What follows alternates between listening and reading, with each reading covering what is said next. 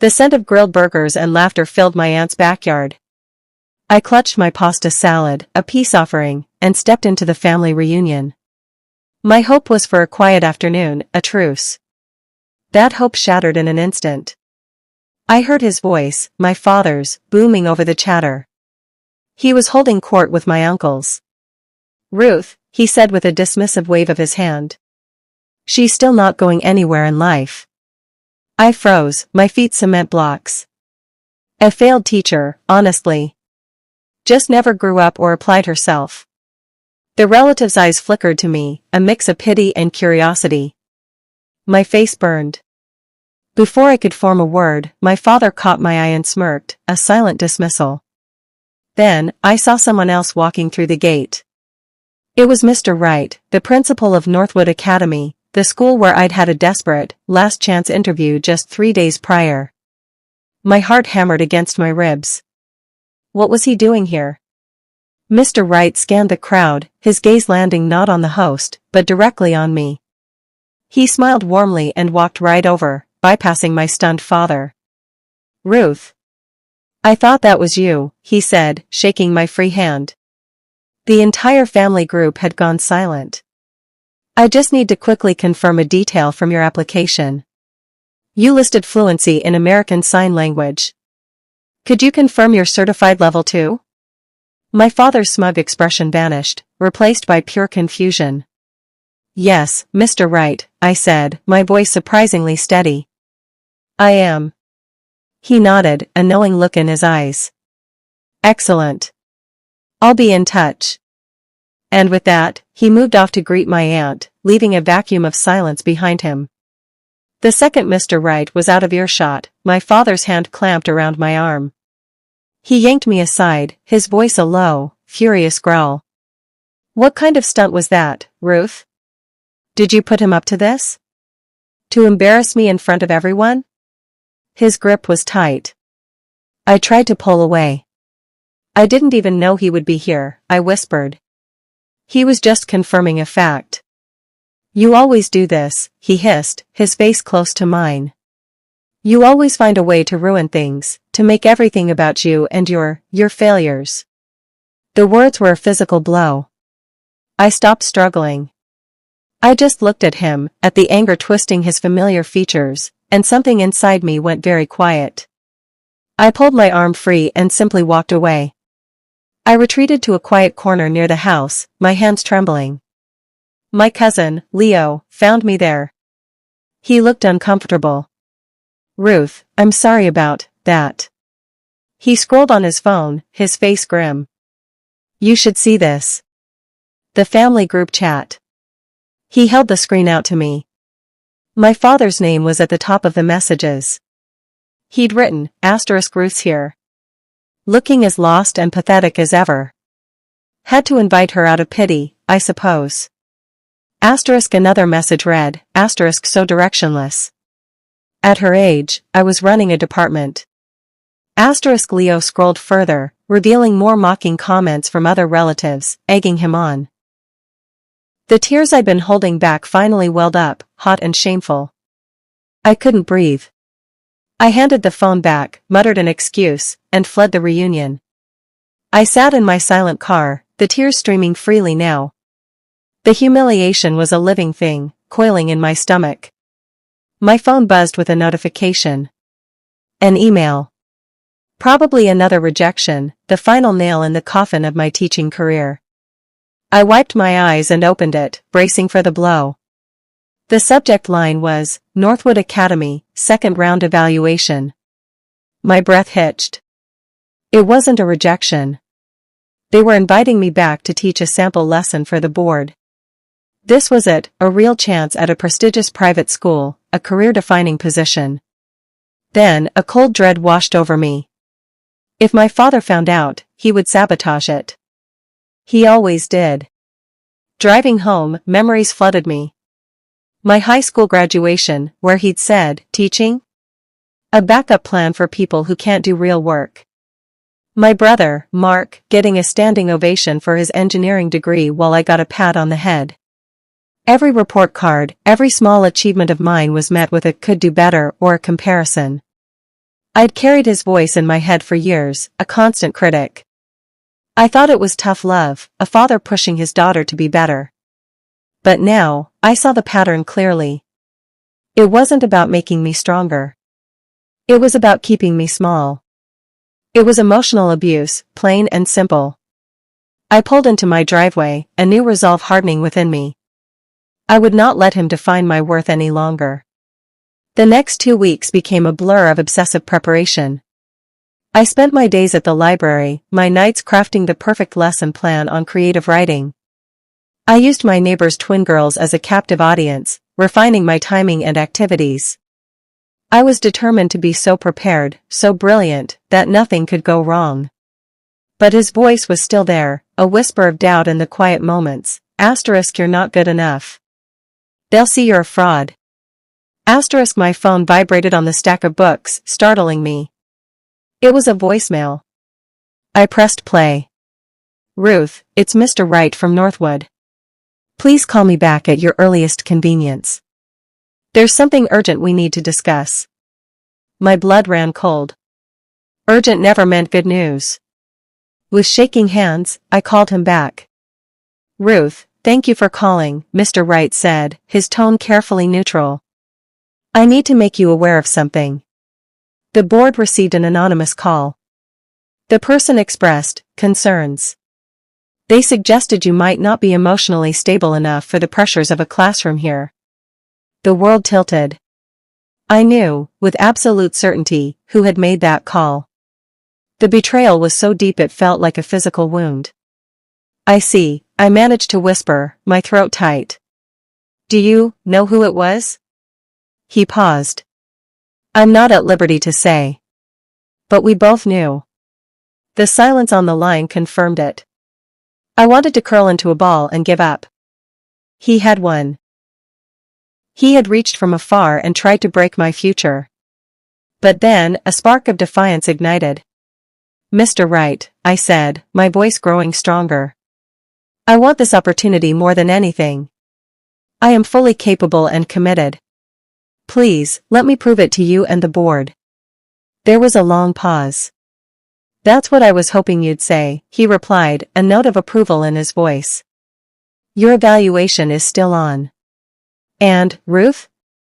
This position, it might be more significant than you initially understood. I'll see you next week. He hung up, leaving me with a whirlwind of questions. The next day, my father's voicemail confirmed his guilt. Stop chasing this fantasy job, Ruth. You're being delusional. Get a real office job. A soft knock at my door broke my concentration. It was my Aunt Carol, my father's sister. She looked remorseful. Ruth, I'm so sorry for what happened at the reunion. For staying silent. She came in and sat down. I couldn't live with myself. Your father, he called me yesterday. He was bragging about it. My breath caught. Bragging? She nodded. He said he had to set you straight and called your school to give them a heads up about your flightiness. I felt sick. Then she leaned forward. There's something else you should know. Around town, people, they talk. They see how he is. How controlling he is with you and your mother. No one says it to his face, but they see it. He's not the respected figure he thinks he is, Aunt Carol continued. People find him overbearing. They feel sorry for you, Ruth. You're not the only one he's bullied. The revelation was staggering. My entire life, I'd seen him as this giant, an immovable force whose opinion was law. To learn that others saw through him was liberating. I have something for you, she said, pulling a worn manila folder from her bag. I found this in his study years ago. I should have given it to you then. She handed it over. He told me he was keeping them to keep you humble. I was too afraid to argue. After she left, I opened the folder with trembling hands. Inside, I found my past, a past I thought had never existed. There it was. The first place certificate for the statewide Future Educators essay competition I'd won at 17. I'd been told I hadn't placed. Recommendations from professors calling me a born leader. Awards for academic excellence I was told had been lost in the mail. He had systematically hidden every piece of external validation, every shred of evidence that contradicted his narrative of my inadequacy. I sat on the floor, the papers spread around me, and sobbed. I cried for the girl who thought she was never enough. I cried from the sheer, staggering betrayal. But when the tears dried, a fierce, unshakable strength remained. I would not just get this job. I would reclaim my entire story. The day of the evaluation arrived. I walked into Northwood Academy, my back straight, my lesson plan perfected. My father's voice was silent. The classroom was filled with a panel of stern-faced board members and a group of bright-eyed 10th graders. I took a deep breath and began. For 45 minutes, magic happened. The students were engaged, laughing, writing with an enthusiasm that filled the room. I forgot about the panel, forgot about my father. I was just a teacher, doing what I loved. When the bell rang, the students actually groaned. The board members were smiling, nodding to each other. Mr. Wright watched me, a thoughtful expression on his face. As I packed my bag, he approached. "Ruth, that was exceptional. Please, follow me to my office." My confidence wavered. His office? Was this where he'd let me down gently? I sat in the plush chair opposite his desk, my heart pounding. "Ruth," he began, steepling his fingers. This wasn't a standard interview for a standard teaching position. I stared at him, confused. "The district has funded a new initiative," he explained. "A Department of Community and Student Engagement. It requires a lead, someone who isn't just a brilliant educator, but someone with resilience, empathy, and a deep understanding of community values." He leaned forward. "This role involves parent outreach, student mentorship, and designing our entire community program. We've been searching for the right person. I'm asking you, are you willing to take on that kind of responsibility?" I was speechless. A department lead? It was beyond anything I had imagined. I don't know what to say," I stammered. Mr. Wright smiled. "Say yes. The position is yours. We were impressed with your credentials from the start, but your resilience in the face of external pressure confirmed it. You are exactly what this school and this program need." He stood up and extended his hand. In a daze, I shook it. "Welcome to Northwood, Ms. Walker." Then he added, "One more thing. The official hiring announcement will be made publicly at our annual Community Connect Gala next Friday. It's a major event. I believe your father is on the town business council, so he'll be there." The choice was laid bare before me. I could accept quietly, avoiding conflict. Or I could stand in that room and let the truth be seen by everyone, including him. This wasn't about revenge. It was about justice. It was about finally being seen for who I truly was. My decision was made. Later that evening, my phone buzzed with a text from my father. Asterisk, the school gala is on the 18th. Your sister-in-law needs a sitter. Your schedule is clearly empty, so be at their house by 6. Asterisk, the audacity took my breath away. He was still trying to relegate me to the background, to reinforce his narrative. I typed my reply, my fingers steady. Asterisk, I'm sorry, I won't be available for babysitting that night. I have a prior commitment. Asterisk, I didn't elaborate. I told no one about the job, not even my mother. The silence from my end was clearly unnerving him. He called me 4 times over the next 2 days. I sent each one to voicemail. His final message was a low, threatening growl. Asterisk, if you have some plan to embarrass me at this event, Ruth, don't you dare. If you do, don't bother coming back. You'll be dead to me.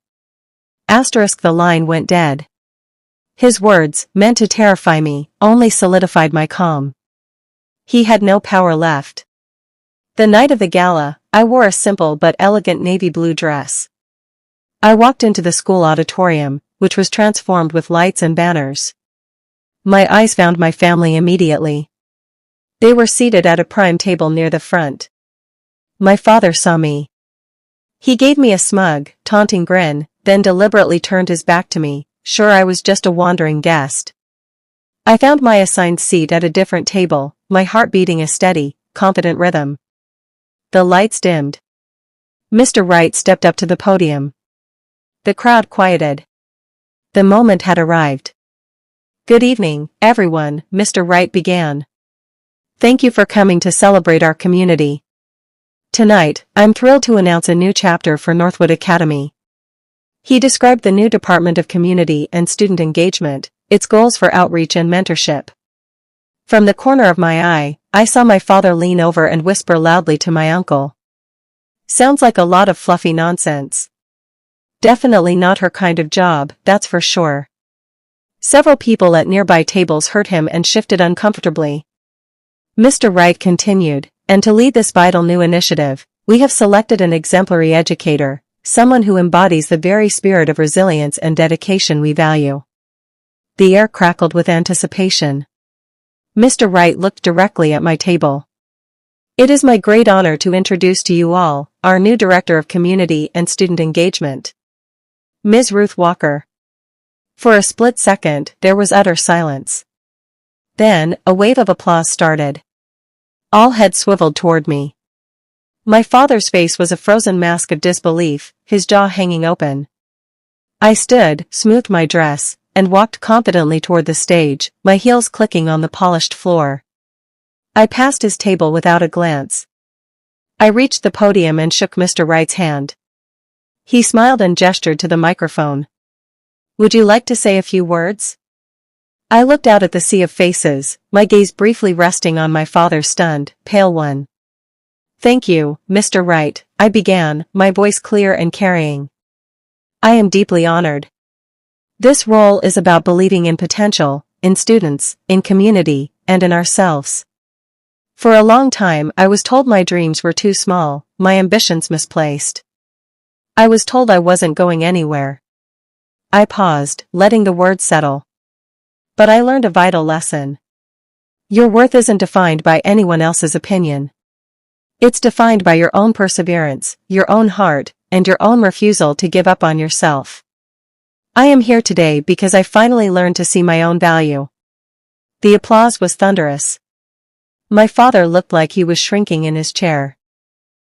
After the formalities ended, I was accepting congratulations when he stormed up, his face a thundercloud. He grabbed my elbow, pulling me toward a deserted hallway backstage. What was that? He spat, his voice trembling with rage. You made me look like a complete fool in there. You set this whole thing up to humiliate me. I wrenched my arm free. No, I said, my voice cold and firm. You humiliated yourself. I know you called the school, Dad. I know you tried to sabotage me. And I know about the folder. The awards. The certificates. You hid them from me for years. He recoiled as if struck, his bluster vanishing for a moment, replaced by shock. How did you? That's not, he stammered. Just then, Mr. Wright stepped into the hallway. I couldn't help but overhear, he said, his tone authoritative and calm. Mr. Walker, for the record, all calls to the school's main line are logged and, in some cases, recorded for quality assurance. We have the one you made. Ruth earned this position entirely on her own merit. In fact, she succeeded despite your efforts, not because of them. My father stared, his face turning a deep, mortified red. He had been caught, utterly and publicly. We returned to the main hall. A subtle but powerful shift had occurred. My relatives, who had once listened to my father's critiques, now surrounded me, offering genuine congratulations and handshakes. My uncle clapped me on the back. My Aunt Carol gave me a tearful hug. My father stood alone at the periphery, trying to join the conversation, but every time he approached, the group would subtly shift, turning their backs, closing him out. For the first time in his life, he was experiencing the social consequences of his behavior. He was being shunned. He looked lost. Finally, he approached me, his shoulders slumped. Ruth, he said quietly. Can we please talk? Alone? I looked at the man who had dominated my life with criticism. I saw not a giant, but a small, fearful man. We can talk, I said. But here. I took 2 steps to the side, putting us in a quiet corner but still in full public view. He swallowed hard, his eyes downcast. I was afraid, he mumbled. Watching you become your own person, it terrified me. I was losing control. I thought if I kept you down, you'd always need me. I listened, feeling nothing but a distant pity. He had confessed, but it was too late. The damage was done. I looked him squarely in the eye. I'm not your project to manage, Dad, I said, my voice steady and final. I'm my own person now. I turned and walked away. I didn't look back. I pushed through the auditorium doors, walked to my car, and got inside. I closed the door, the silence enveloping me. I took one deep, shuddering breath, then another. And then, for the first time in years, a genuine, triumphant smile spread across my face. I had won everything, without ever lowering myself to his level.